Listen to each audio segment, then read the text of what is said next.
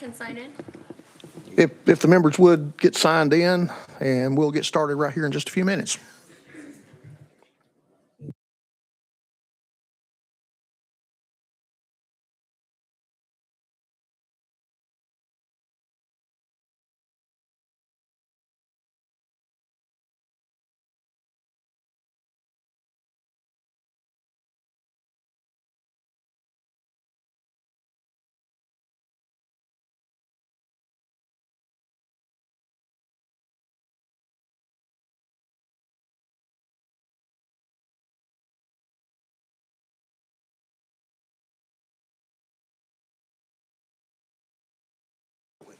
Good morning. I'd like to call this meeting of the Department and Agency Subcommittee to order.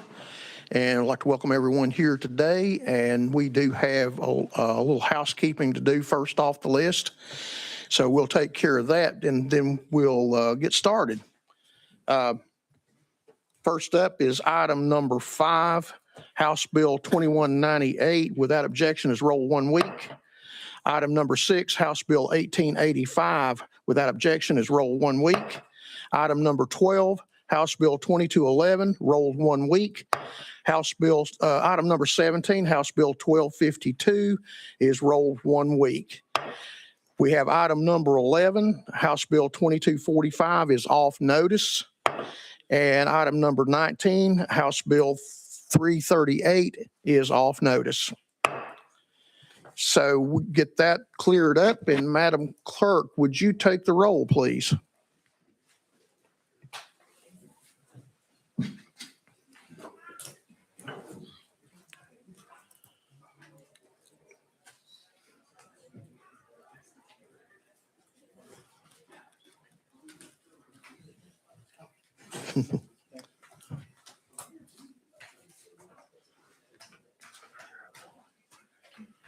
Okay.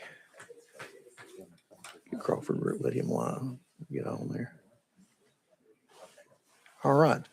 Madam Clerk, if you would, take the roll. Mr. Chair, you have 6 members present. You have a quorum. Thank you. Thank you.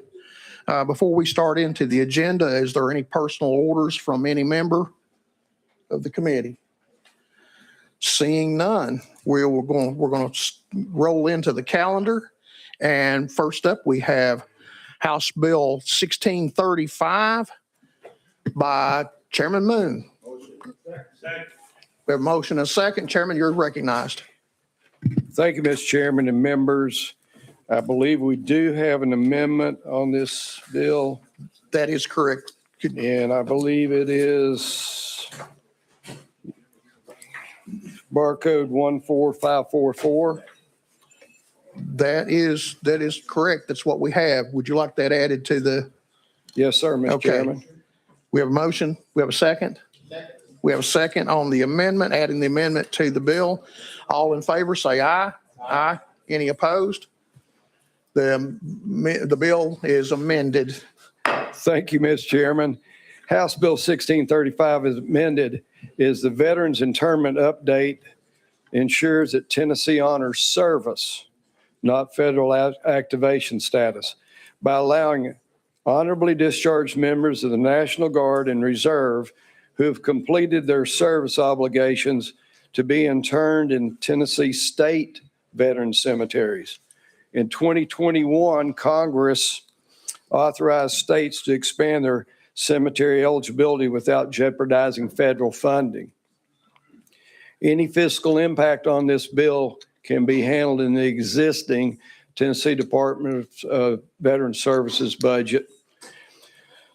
Similar eligibility expansion is happening in adjacent states and peer states at this time. Mr. Chairman, that's the explanation of the bill as amended. Thank you for that explanation. Do we have any questions for the sponsor? Seeing none, Madam Clerk, if you would open the board for voting, please. All in favor, vote aye. And any opposed? Anyone wishing to change their vote? Madam Clerk, if you would announce the vote. Mr. Chair, you have 6 ayes, 0 noes, and 0 present not voting. Thank you. Chairman, you move on to full committee. Thank you, Mr. Chairman and members. Next up is item number 2, House Bill 2560 by Leader Lamberth. We have a motion and we have a second. Thank you, Mr. Chair, members of the committee. There's an amendment coded 015042, I believe. That is correct.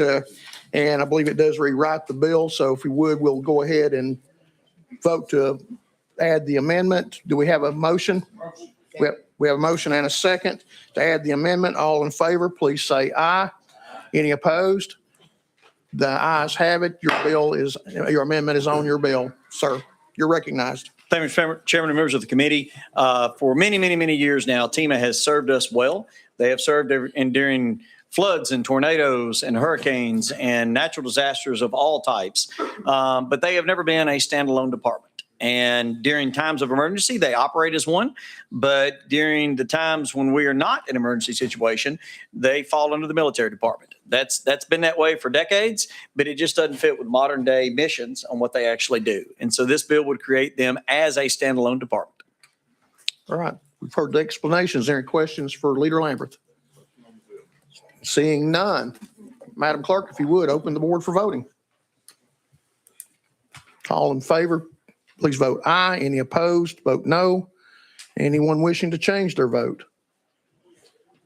All right, Madam Clerk, if you would, announce the vote. Mr. Chair, you have 7 ayes, 0 noes, and 0 present not voting. Leader Lamberth, you're headed out to full state and local. Thank you, Mr. Chairman, members of the committee, and Director Sheehan, hopefully soon to be Commissioner Sheehan, is with us today. Thank you, All Mr. right, Chairman. thank you. Appreciate you being here. Let's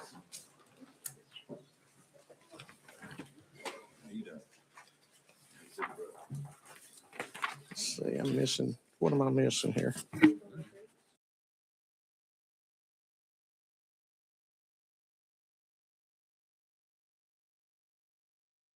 Three, House Bill 16. Oh, there you are. Okay, I was. Were you down there praying before this starts? What are you doing? Okay, all right. House Bill 1639. We have a motion and we have a second. And Chairman Doggett, you're recognized. Do you have you do have an amendment? Is that correct? Yes, sir, I do. Okay. 14918, I believe, is the correct amendment. Motion on the amendment. You have a second? We have a second on the amendment. All in favor of adding this amendment to the bill, please say aye. Any opposed? Ayes have it. You're on your bill as amended, sir. Thank you, Mr. Chairman. Committee, for over 20 years, the Department of Homeland Security has existed by solely an executive order. And so what this bill as amended will do will create the Office of Homeland Security. It delineates its authority and responsibilities. And I stand ready for questions. All right. I believe we do have comment on the bill. Chairman Crawford, you're recognized. I pass, sir, Chairman. Okay. Anyone else wish to? Anyone else have any questions for the sponsor? Seeing none, Madam Clerk, if you would, open the board for voting. All in favor, please vote aye. Any opposed, no. Anyone wishing to change their vote? Madam Clerk, if you would, announce the vote. Mr. Chair, you have 7 ayes, 0 noes, and 0 present not voting. All right. Chairman Doggett, you're headed out to full state and local. Thank you. And I believe you're up on item number 4, House Bill 2373. We have a motion. Do we have a second? We have a motion and a second, and let's see. There's no amendments on this one. Is that correct? No amendments. That is correct. All right. All right. So you're recognized on your bill. Well, thank you very much, Mr. Chairman and committee. All this bill simply does is creates a supplement for correctional officers. Training supplement, $800 a year. We have that currently for law enforcement officers. When they go through their annual in-service and their training, they receive an $800 salary supplement. And this is what it would do for the correctional officers as well. They are mandated to have yearly training. And so This will be a great effort to help recruit and retain men and women that work in our jail system across the state. All right. You've heard the explanation of the bill. Representative Martin. Chairman Doggett, would this apply to the private prisons that the state has as well? Chairman Doggett, you recognize. No, sir. This is strictly for your county jails. My apologies. Thank you. All right. Any further questions? Seeing none, Madam Clerk, if you'll open the board for voting. All in favor, vote aye. Any opposed, no. And anyone wishing to change their vote? Madam Clerk, if you would, announce the vote. Mr. Chair, you have 7 ayes, 0 noes, and 0 present not voting. Chairman Doggett, you're headed out to full state and local. Good to Thank see you. you. Thank you. Okay, all right. Next up is item number 7, House Bill 2018 by Chairman Grills. We have a motion, we have a second, and Chairman, you're recognized on your bill. Thank you, Mr. Chairman and committee. I want to, before I start though, I've got a job shadow, if you will, today. Kyron is here with me. He is a transplant from New Jersey. He and his family moved down here 5 years ago. He's 13 years old in the 8th grade, and so he's going to follow me around today. So, All right. Glad to have you with us. yes, sir. Thank y'all. Thank y'all for making me feel welcome. I'm working with Leader Cochran. Obviously, he's home with his family and it's got some ailments going on there. But what this bill does, it currently a sheriff with the MOU with the federal government regarding immigration laws is required to notify ICE when they come in contact with someone who is here illegally. And if ICE wishes to take that defendant into federal custody, they will issue a detainer. So the detainer requests law enforcement to hold the defendant up to 48 hours to provide adequate time for ICE to pick them up. And what this up to 48 hours and what this legislation does requires them to hold them for the full 48 hours. Okay, we do have a question, I believe, Chairman Crawford. Yeah, just for my personal knowledge, I guess, if we hold them for 48 hours and ICE has not picked them up in that time period, then what happens? Chairman Grills. The current process that we have now, we're not changing that process, and I believe that's up to the judge's discretion. Thank you, Mr. Chairman. Thank you. Any further questions for the sponsor? Seeing none, Madam Clerk, open the board for voting, please. All in favor, vote aye. Any opposed, vote no. Anyone wishing to change their vote? Seeing none, Madam Clerk, if you would, announce the vote. Mr. Chair, you have 6 ayes, 0 noes, and 1 present not voting. Thank you. Chairman Grills, you're moving out to full state and local. Thank you, Mr. Chairman and committee, for Thank helping us you. out. Next, we have item number 8 by Representative Love, and there he is. All right, we have a motion. We have a second. Representative Love, you're recognized. Thank you, Mr. Chairman and committee members. Oh, I'm sorry. I do need to announce that bill number. This is House Bill 1947, and you are recognized, sir. Yes, sir.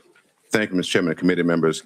House Bill 1947 is titled it's an amendment, I You think. do have an amendment, yes, Yes, sir. And that drafting code is 012751. that's what we have as well. And we have a motion on the amendment. We have a second. We have a second on the amendment. All in favor of adding amendment drafting code 12751 to the bill, please say aye. Any opposed? Ayes have it. You're on your bill as amended. Thank you, Mr. Chairman and committee members. House Bill 1947, the Women's Care Act, is designed to provide more support and services for women who are incarcerated and pregnant. One of the key components of the legislation is that when women are first booked into a local jail, they will get a pregnancy test. This will help our local jails facilitate and understand if the women who are being housed there are pregnant or not. The last thing we want to have happen is that they are in the local jail and they don't know if they're pregnant, and then 3-4 months later, the local jail then has to deal with the situation of a pregnant woman in the jail they did not know was pregnant. Another component is that the facilities will provide a report of women who are pregnant and women who have children in the facility. There's another component that says that if a woman has been tried and found guilty of a crime but is being housed in a local jail, that the local jail will do as best it can to facilitate transfer to the state facility where they were supposed to go anyway, as fast as they can. There's no penalty if they don't, but just encourage them to do it as fast as they can. So the whole purpose of this is try to get more services for women who are incarcerated and are pregnant in our facilities. Okay. You've heard the explanation. Representative Martin. Thank you, Mr. Chairman. My question may be for legal, but I'll ask the sponsor and then you can make the call. Let's say that we do this test and it shows negative, but for some reason the test is defective and this becomes in the light of day a few months down the road. What is the liability that the state of Tennessee has with regard to a test that we have not had the best results from? Thank you. I don't think there's any liability in the bill listing if the test itself is defective. But I'll defer to legal. And I would defer to legal to just make sure we're covered. We're not setting ourselves up for a situation where we're going to be sued over something that. We'll go out of session to hear from legal. Thank you, Matt Money from Legal. I think that's really a manufacturer product liability issue, not the state's issue. If they're acting in good faith, obviously they're buying these tests in bulk to use for these purposes, and they would not know that 1 out of 10,000 may be defective. I think that's the liability would lie with the manufacturer, not the state. Representative Martin. I just want to say to the sponsor, thank you for the compassion that you are moving us towards with regard to this bill, and I look forward to supporting it. Thank you. Are we ready to go back in session? We are back in session, and Representative Love, you are recognized. Good, Mr. Chairman. Okay. Any further questions? Seeing none, Madam Clerk, if you would open the board for voting. All in favor, vote aye. Any opposed, no. Anyone wishing to change their vote? Madam Clerk, if you would announce the vote. Mr. Chair, you have 7 ayes, 0 noes, and 0 present not voting. Representative Love, you move out to full state and local. Thank you, Mr. Chairman and committee members. Thank you. Next up. Okay. Is Gary.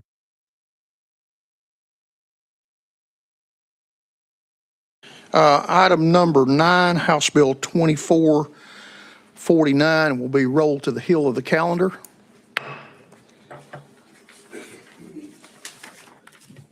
Next up is item number 10, HJR 308 by Chairman Faison. Do you reckon you got a chance in this committee with this bill? I reckon. You reckon? I reckon. Go ahead. Thank you, Mr. Chair, committee. Certainly good to be with y'all this morning.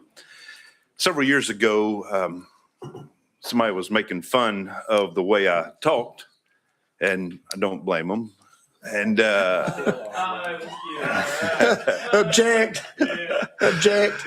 So I started doing some digging into the Appalachian dialect. And the committee, y'all will appreciate this if you're from East Tennessee, like Chairman Crawfish and myself.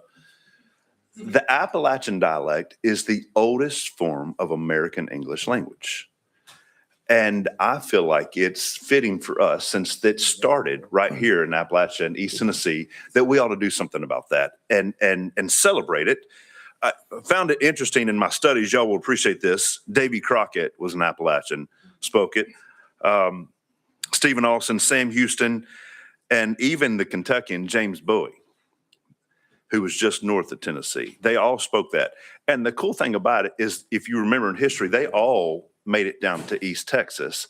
And there are pockets in East Texas that still speak the Appalachian dialect. I've got a whole mess of different things. You can look at the resolution. I'll give you a few things that we would say in Appalachia that you might appreciate. So if it's something that's up there, we'd say up there. Or you'd say back there. Or keep looking, it's in there.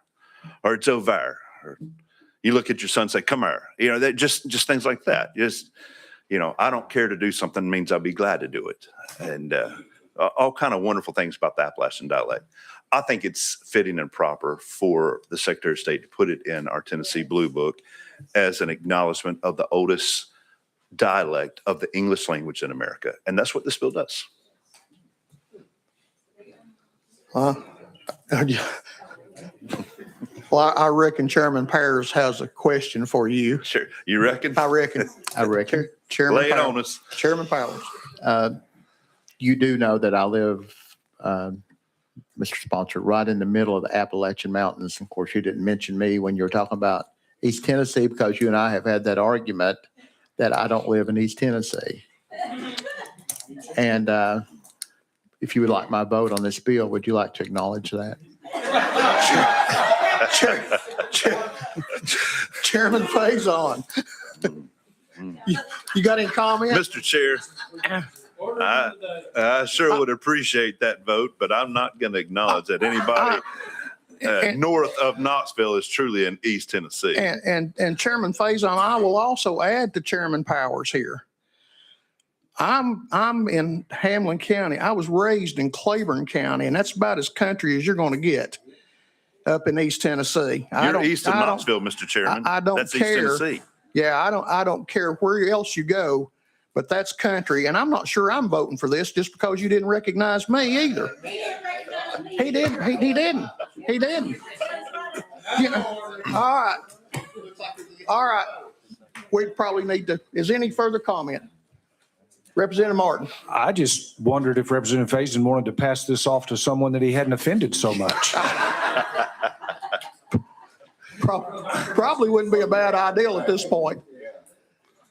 Yes, sir. Thank you, Mr. Chair. Mr. Chair, I will be glad to admit that even as far as Shelby County, where Representative Miller's from, all the way over to where Timothy Hill's not here, I guess it'd be the farthest east. We're all from God's country. And the whole notion Amen. of Appalachian dialect came from the great state of Tennessee that was formed in 1796. And we just want to remember that. I sure would appreciate your vote. Is there any further questions for the sponsor? Seeing none, I greatly appreciate the fun we've had with this because, some of the things we get are not that fun. Not fun. So Madam Clerk, if you would, please open the board for voting. All in favor, please vote aye. Any opposed, vote no. Anyone wishing to change their vote? Madam Clerk, if you would, please announce the vote. Mr. Chair, you have 7 ayes, 0 noes, and 0 present not voting. Mighty obliged. Mighty obliged. You move out to full state and local.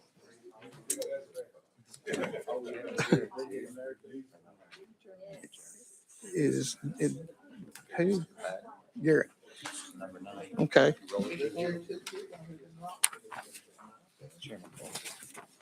Chairman Crawford, you're recognized. Thank you, Mr. Chairman. I know I'm out of order, but we got some real heroes with us today. I see we got some firemen. If y'all stand up, we'd like to make you feel welcome.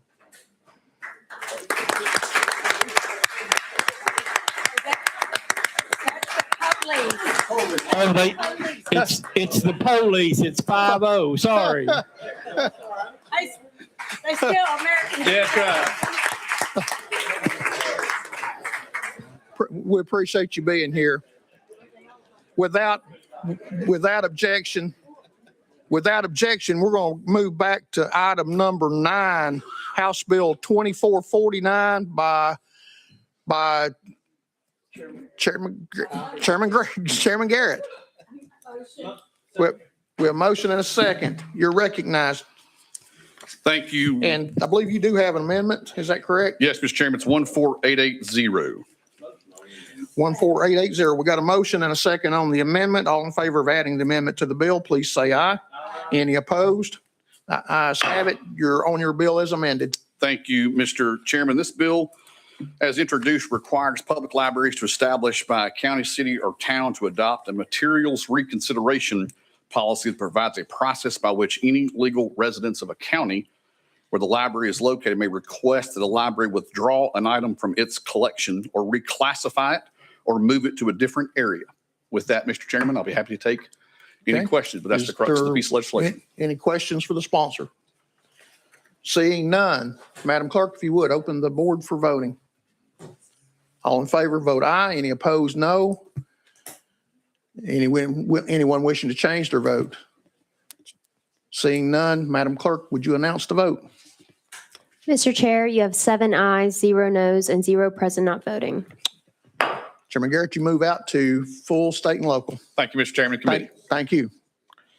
All right, this will take us back to item number 13, House Bill 1961 by Representative Glenn. We have a motion. We have a second. Representative Glenn, you are on your bill. I don't see any amendments. Is that correct? That's correct, Mr. Chairman. All right, sir, you're recognized. All right, thank you, Mr. Chairman and members of the committee. House Bill 1661 enacts the Tennessee Veteran Protection and Due Process Act. This bill is about one simple principle. If someone has worn a uniform in the United States Armed Forces, Tennessee should not assist in their detention or transfer to immigration enforcement without first ensuring that their service has been properly verified and their due process rights has been respected. This is not an immigration policy. This is about protecting our veterans from preventable procedural errors. The background. Across the country, we've seen documented cases where veterans, including U.S. citizens, have been detained during immigration enforcement operation due to mistaken identity, database errors, lack of status verification, and failure to recognize military service. In some cases, veterans have been held without immediate access to counsel. In other cases, service was not verified until detention occurred. Tennessee's law currently encourages cooperation with federal authorities. Several Tennessee law enforcement agents participate in 287G agreements or similar federal programs. What this bill does, it does not prevent immigration enforcement. It does not grant immigration status. Instead, it sets guardrails on when and how Tennessee state and local officers assist in immigration enforcement actions involving individuals who may be veterans. Specifically, this bill requires law enforcement to ask whether an individual has served in the armed forces before honoring an immigration detained or transfer request. Requires a good faith review of available records to verify veteran status. Requires written certification from federal authorities confirming veteran status has been reviewed. Requires a valid judicial warrant before state and local officers assist in detention or transfer of a veteran for immigration purposes. Ensures veterans are informed of their rights to consult an attorney knowledgeable in military-related immigration relief. Provide injunction relief if those guardrails are violated. This bill with state participation, it's not federal authority. Mr. Chair and members, I thank you for your time and I ask for your favorable vote on House Bill 1961. Thank you, Mr. Chairman. Thank you. Is there any questions for our sponsor? Seeing none. Madam Clerk, if you would, open the board for voting, please. All in favor, vote aye. Any opposed, vote no.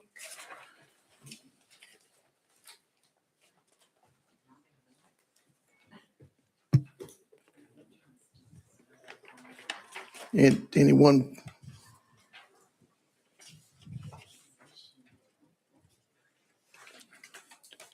wishing to change their vote? If not, Madam Clerk, if you would, announce your vote. Announce the vote. Mr. Chair, you have 7 ayes, 0 noes, and 0 present not voting. Representative Glenn, you move out to full state and local. Thank you, Mr. Chairman. And I believe you're up on the next one. Item number am. 14, House Bill 2143. We have a motion. We have a second.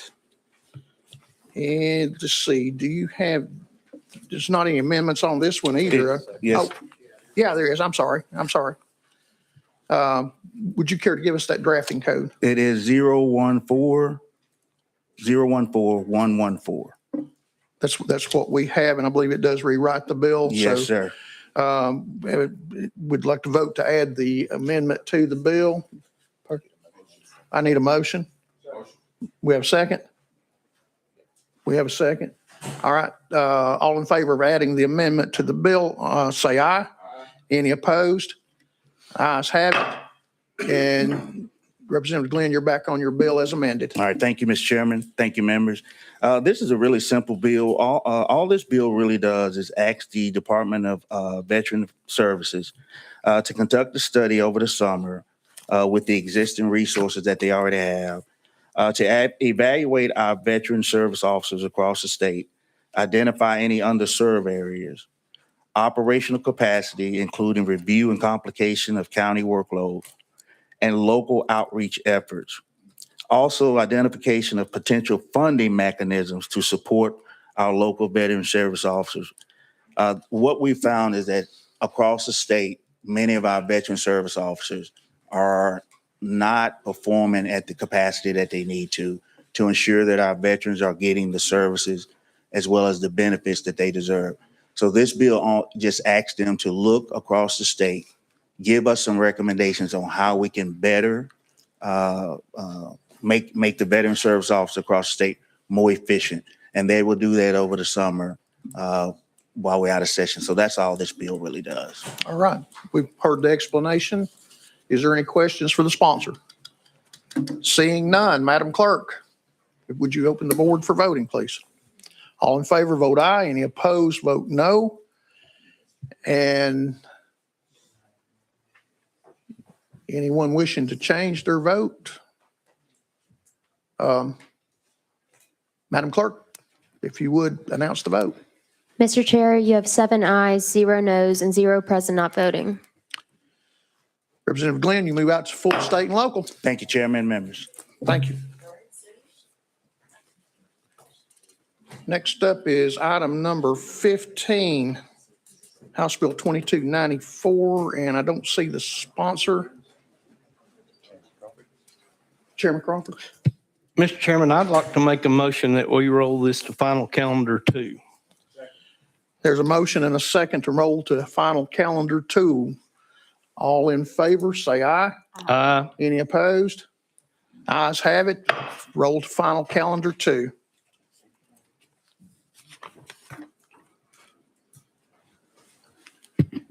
Next up, we have item number 16, House Bill 942. And I do not see the sponsor on this bill either. And Chairman Crawford. Mr. Chairman, I make the motion that we roll this bill 1 week. You heard the motion. Here's a second. All in favor of rolling House Bill 942 1 week, please say aye. Aye. Any opposed? Ayes have it. Rolled 1 week. And that brings us to item number 18, House Bill 1664. And I do not see the sponsor on this one. Would we entertain a motion to roll?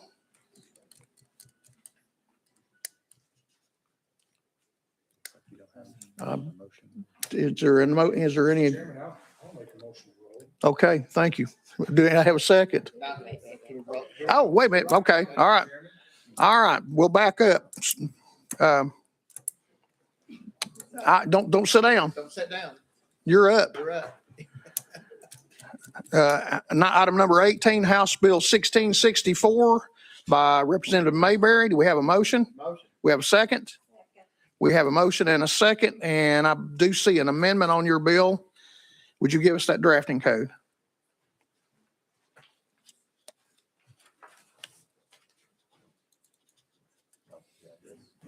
Okay, there you go. Thank you, Mr. Chairman. Yeah, 014163. You have a motion, and we have a motion and a second on the amendment. All in favor of adding the amendment to the bill, say aye. Aye. Any opposed? Ayes have it.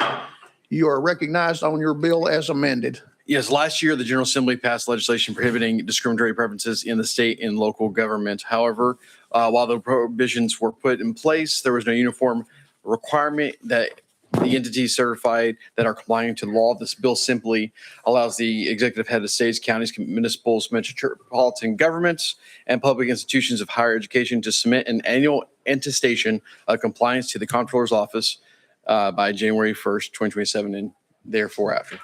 I stand ready for questions. You've heard the explanation. Is there any questions for the sponsor? Representative Miller. Thank you, Mr. Chairman. Again, what is the attestation?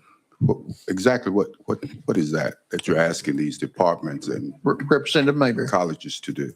Thank you, Mr. Chairman. Yeah, so they're basically going to be submitting that they're complying with the law. Representative Miller. Okay, give me some example of them applying with the law. Representative Mayberry. So, of course, legislation that the General Assembly passed last year, if they're not following the law in which we passed as a General Assembly, then they would be in compliance. Again, what are some Miller. examples of them applying with the law? Representative Mayberry. Thank you, Mr. Chairman. I mean, the law last year was passed, so we're not arguing that bill. This bill just makes sure that that's in compliance. But I believe as we passed it last year, it was pretty widely debated. Representative Miller. Once again, you're asking local governments, you're asking departments of higher education to report to the comptroller on an annual basis. Once again, what are they to report? Representative Mayberry. Thank you, Mr. Chairman. So they're going to comply with the law that we passed last year. So they're going to look at the law, make sure that they are in compliance, and then let us know through the comptroller's office. Okay, let me give you an example since you can't come up with one of your own. For an example, we're going back to the whole question of DEI. Could you explain to the committee what that stands for? Representative Mayberry. Thank you, Mr. Chairman. I believe we, in last year's debates and going through that legislation, I believe we covered those topics. So this bill this year is just going to make sure that we are following up in compliance to that law from last year. Representative Miller. Do you know what DEI stands for? Is that the law we're talking about? Representative Mayberry. Thank you, Mr. Chairman. I do know, but this bill this year is to make sure that the bill from last year is in compliance. Would you agree that DEI? Representative Miller. Would you agree that DEI is diversity, equity, and inclusion? Representative Mayberry. Thank you, Mr. Chairman. That is the words that is the acronym DEI. Representative Miller. So once again, you're asking local governments, departments of higher education to report to the comptroller exactly what again?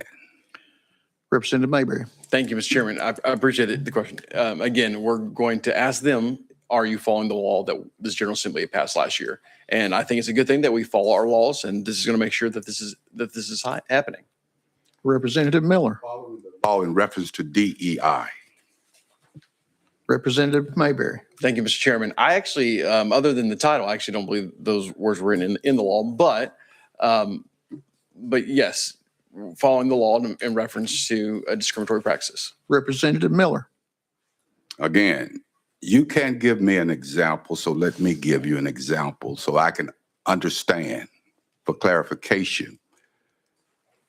So you're asking local government to let you know through a report the number of, let's say, for an example, African Americans that applied for a position with local government and they were denied simply because they applied, but they were denied, they were rejected.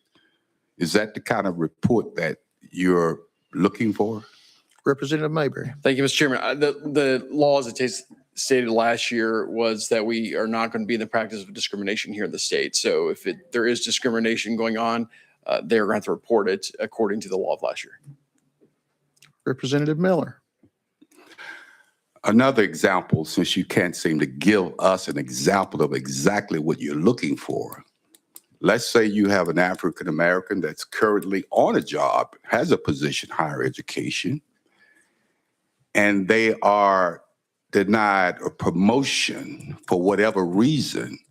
Is that something that would go into this report? Representative Mayberry. Thank you, Mr. Chairman. I'm not trying to get into a back and forth theoretical debate with you. I don't know what you're looking at, what you're coming from. We passed a bill last year, and I just simply want that bill to be enforced across the state, and that's all we're doing. We already had that debate last year. This is what we're doing this year. Okay.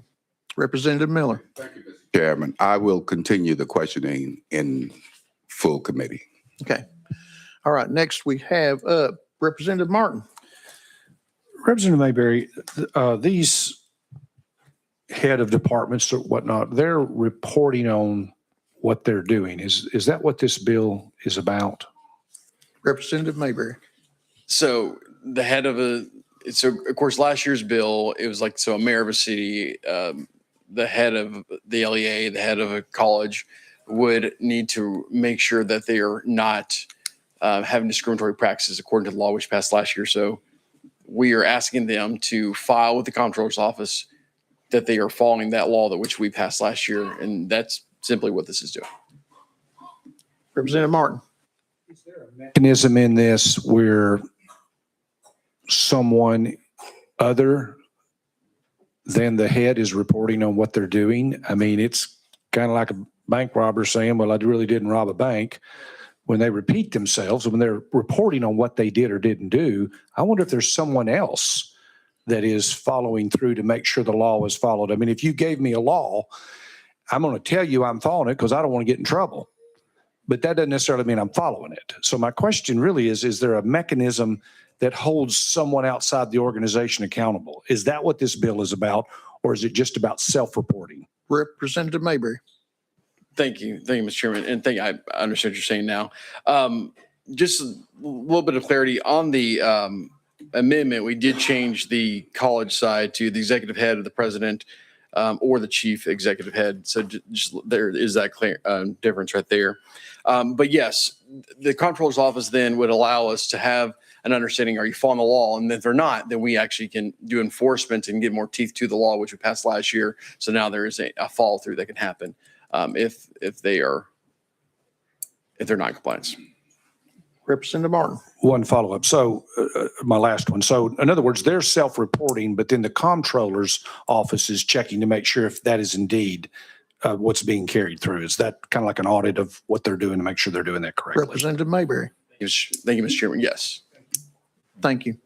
Any further questions for the sponsor? Seeing none, Madam Clerk, if you would, open the board for voting. All in favor, vote aye. Any opposed, vote no. Anyone wishing to change their vote?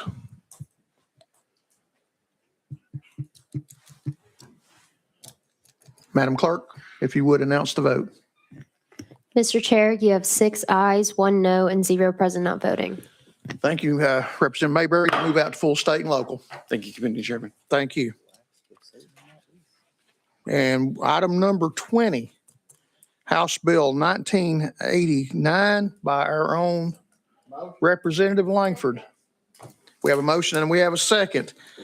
And Representative, you are recognized on your bill. Thank you, Mr. Chairman and committee. This is a housekeeping measure that updates Tennessee law so that it reflects the current structure of our armed forces. Simply adds Space Force anywhere Tennessee law represents the military branches, ensuring those that have served in that branch are treated the same as service members in the Army, Navy, Air Force, Marine Corps, and Coast Guard. Doesn't create any new programs, benefits, or mandates, and the fiscal note is insignificant. I'll stand for questions. All right. We have any questions for Representative Mayberry? You're looking like you want to ask a question down there. Well, I thank you, Mr. Chairman. I don't have a question for Representative Mayberry, but I do have one for Representative Langford. Okay. Sorry. That's okay. Sorry. I'm still on that one. Yeah. Okay. Representative Langford, is this your first bill in this committee? Representative Langford. It is representative. What do you know about space? Representative Langford. Well, space is a very broad subject. I can tell you some specifics on Space Force if that's what you're asking me.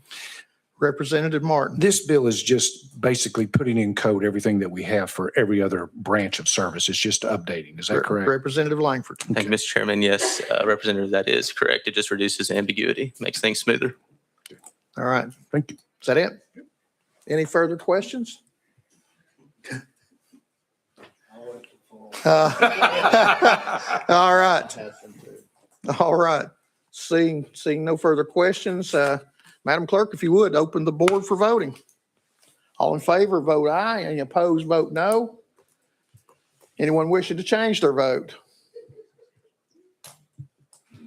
Madam Clerk, if you would, announce the vote. Mr. Chair, you have 7 ayes, 0 noes, and 0 present not voting. All right, Representative Langford, you move on to full where Chairman Crawford will have his time with you. Members and ladies and gentlemen, that concludes our calendar for today, and I appreciate everyone being here and the attention to the votes. And also, without objection, we're going to stand adjourned.